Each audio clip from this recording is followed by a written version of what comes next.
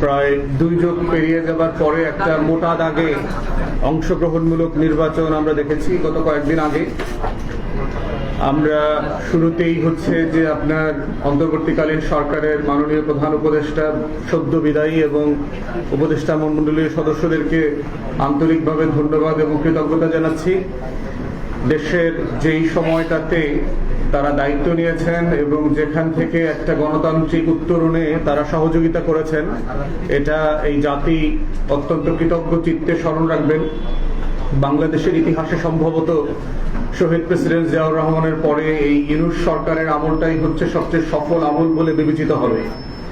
তো সেই জায়গাতে অবশ্যই অনেক ব্যর্থতা আছে, কোনো সন্দেহ নাই, কিন্তু যেই কনটেক্সটে ওনারা ক্ষমতা নিয়েছেন, দায়িত্ব নিয়েছিলেন, সেই জায়গা থেকে ওনারা যেই সফলতা দেখিয়েছেন সেটা অবশ্যই জাতির কৃতজ্ঞতা প্রকাশ করবার মতো।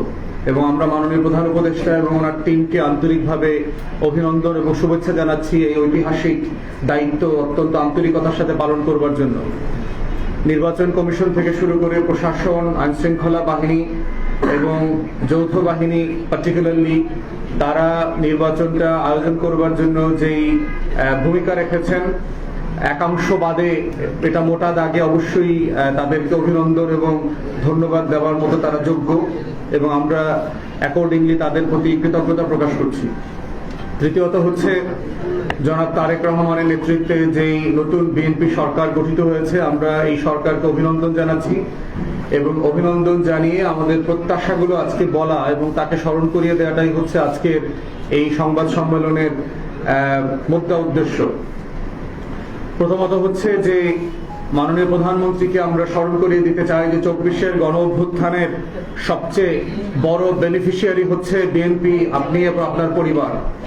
অথবা আমরা প্রত্যাশা করব 24-এর গণ আন্দোলনের যেই আকাঙ্ক্ষা ছিল, শত শত শহীদের মৃত্যু, শাহাদাত এবং সর্বশেষ শরীফ ওসমান হাদির যেই ত্যাগ, এই ত্যাগের মধ্য দিয়ে যে আকাঙ্ক্ষার সনদ আমরা সবাই স্বাক্ষর করেছি, সেই জুলাই সনদ যে আকাঙ্ক্ষার জন্ম ম্যান্ডেটের মধ্য দিয়ে তৈরি হয়েছে, সেটা যেন কোনোভাবে ভুলুণ্ঠিত না হয়।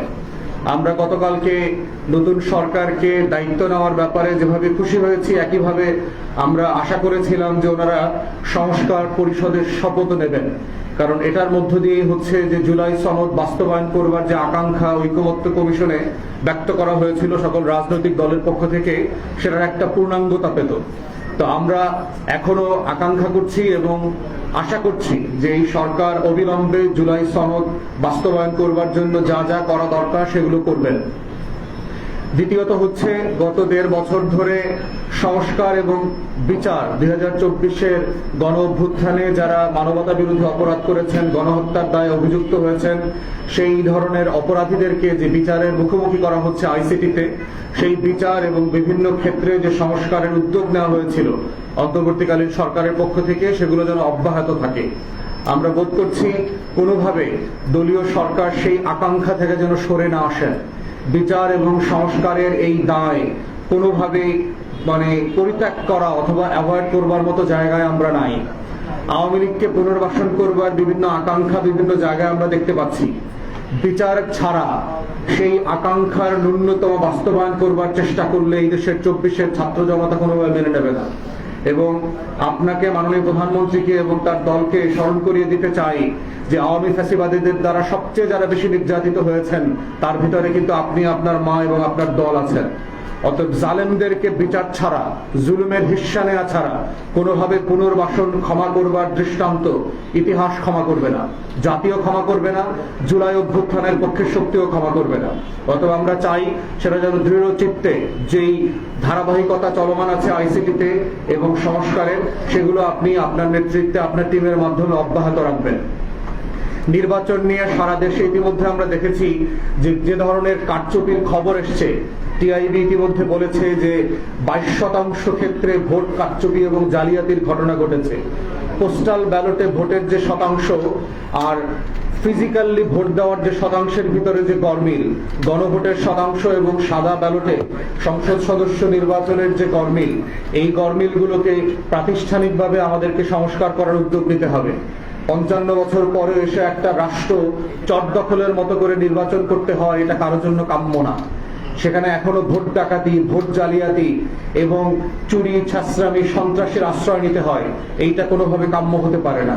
তাই আমরা আশা করছি 2 যুগ পরে এসে যে নির্বাচনটা হয়েছে সেই নির্বাচনের দৃষ্টান্ত মাথায় রেখে এই সরকার নির্বাচন কমিশনকে ঢেলে সাজাবে, প্রাতিষ্ঠানিকভাবে সংস্কার করবে, যেন এই চটদখলের রাজনীতি এবং নির্বাচন আমাদেরকে আর দেখতে না হয়।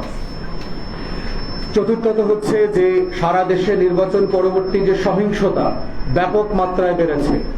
আইন শৃঙ্খলা বাহিনীর হাতে বিরোধী দলীয় নেতা কর্মীরা শত শত হাজারে হাজারে এলাকা ছাড়া হচ্ছে, আহত হচ্ছে, মারধরের শিকার হচ্ছে, মিথ্যা মামলার শিকার হচ্ছে, হয়রানির শিকার হচ্ছে এবং একদিন 2 দিনের জন্য গুম হয়েছে এমন ঘটনাও ঘটছে।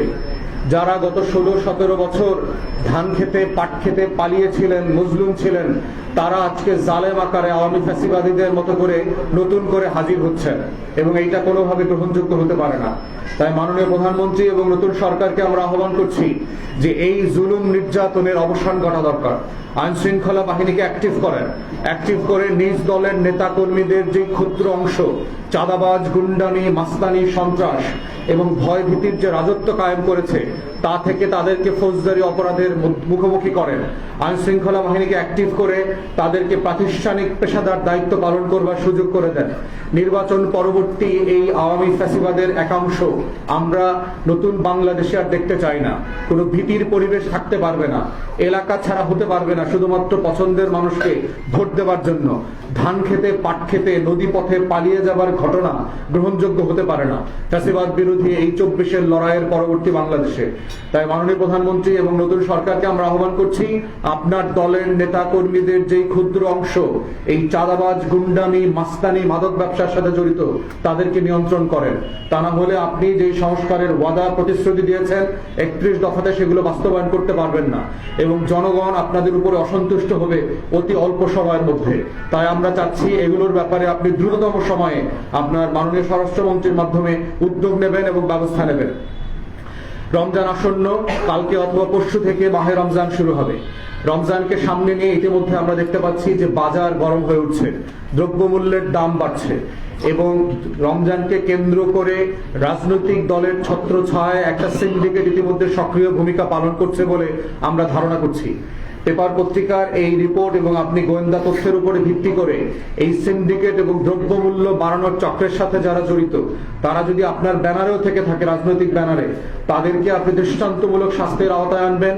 আপনি রাষ্ট্রের পক্ষে থাকবেন, জনগণের পক্ষে থাকবেন, জনগণের ভোগান্তি লাঘবে রমজানের এই সিন্ডিকেট ভেঙে দেওয়ার জন্য যা যা করা প্রয়োজন আপনি করবেন এবং এটা অবিলম্বে করবেন, কারণ সময় খুব কম এখানে।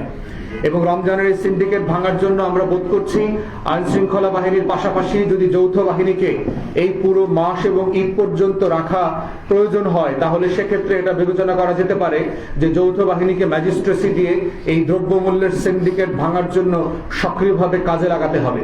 আমরা বুঝতে পারছি যৌথ বাহিনী অনেক ক্লান্ত, প্রায় 1.5 বছর ধরে তারা মাঠে ল এনফোর্সমেন্টের কাজ করছে, যেটা তাদের দায়িত্ব না।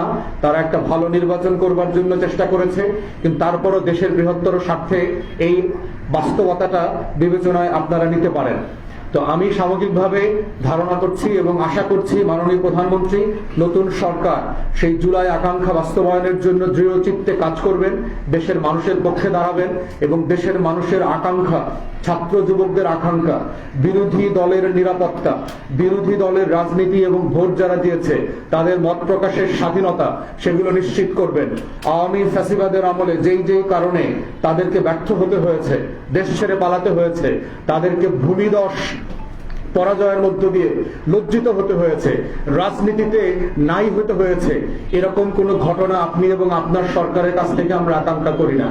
তো আজকে এই ব্রিফিং এ আমরা আকাঙ্ক্ষা করছি নতুন সরকার পুরাতন 17 বছরের ভুলগুলো থেকে শিক্ষা নেবে এবং বাংলাদেশকে নতুন করে সংস্কার, বিচারের যে আকাঙ্ক্ষার মধ্যে আছে সেখান থেকে তারা এগিয়ে নিয়ে যাবে পরবর্তী ধারায়। সেই আকাঙ্ক্ষা ব্যক্ত করে আমার সংক্ষিপ্ত ব্রিফিং আমি এখানেই শেষ করছি।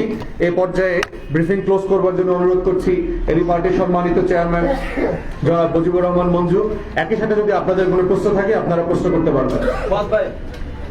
নির্বাচন পরবর্তী সময় আমরা দেখছি